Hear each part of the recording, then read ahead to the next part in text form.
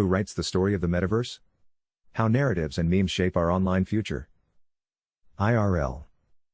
This acronym has become shorthand for the regular, offline human existence in which we all participate, a realm lying outside of that new digital alternative to which investors, entrepreneurs and media commentators are increasingly drawn, the metaverse. In real life evokes a place where our bodies are physically present, one in which we actually live. It also implies, by extension, that the metaverse is unreal. That might seem perfectly logical to you. If so, Ben Hunt is here to tell you you're wrong. You're reading Money Reimagined, a weekly look at the technological, economic and social events and trends that are redefining our relationship with money and transforming the global financial system. Subscribe to get the full newsletter here. The always thought-provoking essayist, whose writings at Epsilon Theory have brought poetry, philosophy and communication theory to the analysis of economic and financial phenomena, has penned a tour de force, the first of a three-part series, that calls on us all to urgently address what's happening with the metaverse. Why? Because it's as real as everything and anything that defines our civilization. Hunt tells us to focus on the narrative-building work that's starting to give the metaverse shape in our minds. It's related to an idea we've often visited in Money Reimagined's newsletter and podcast, that the institutions that define who we are and how we live, our religions, nations, laws, identities and, yes, our money, are social constructs, the product of shared stories that we all tacitly and often subconsciously believe in. Like Yuval Harari, whose work on the power of stories I often cite, he knows that, far from being a reason to doubt their legitimacy, the collective belief in made-up ideas is what gives these institutions their power. Still, as powerful as these narratives are, they can change. They can be supplanted by new ones. Author Neil Gaiman said, "Ideas are more difficult to kill than people, but they can be killed, in the end." Hunt reminds us that slavery used to be a thing. Settling your differences through dueling used to be a thing. The divine right of kings used to be a thing, and that littering was not a thing. Owning pets was not a thing. Privacy was not a thing. Heck, 30 years ago the internet wasn't a thing.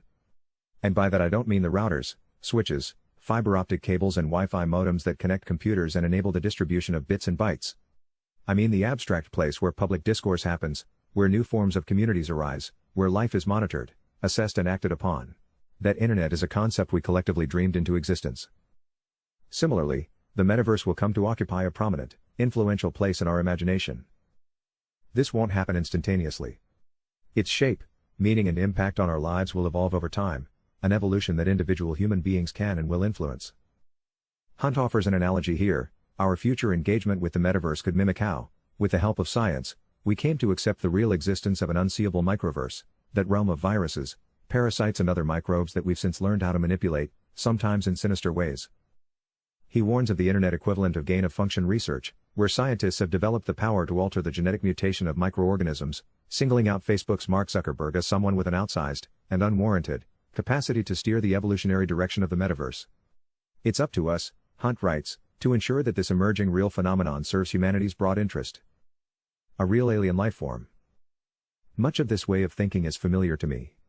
I was lucky enough a few years back to be asked by digital media entrepreneur Oliver Luckett to be his co-author for The Social Organism, a book that views social media as a de facto biological phenomenon. Luckett helped me see that just as genes drive biological evolution, so, too, is the evolution of human culture shaped by memes. This is more than Twitter ideas shaping conversation. Richard Dawkins introduced the idea of memes in his 1975 book The Selfish Gene to posit that the spread of human ideas flows from competition between these core units of replication.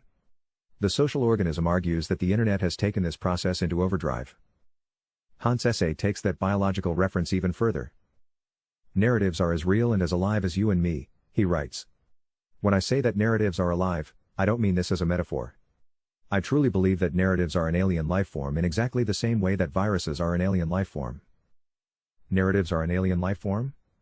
Note that Hunt is using the word alien to mean something that's incomprehensible to us initially. Both narratives and viruses, he says, aren't observable or easily comprehensible within the human-scale macroverse, the familiar world of Newtonian physics and multicellular DNA-based organisms where all us humans, past, present and future, live out our lives.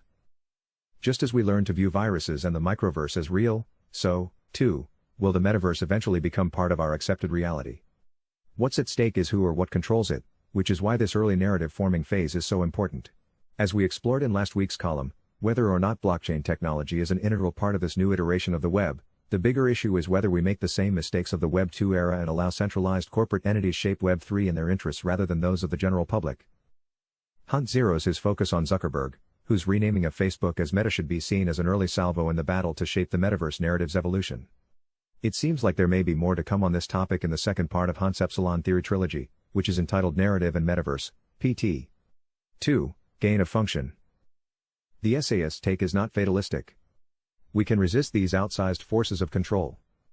But it is vital that we can recognize them and are ready to fight back. This is the battle of our lives, Hunt writes. This is always the battle of all human lives. The past, present and future of human freedom is not determined in the macroverse but in the metaverse, and it is here where we must make our stand. First we will write the words to see the metaverse. Then we will write the songs to change it.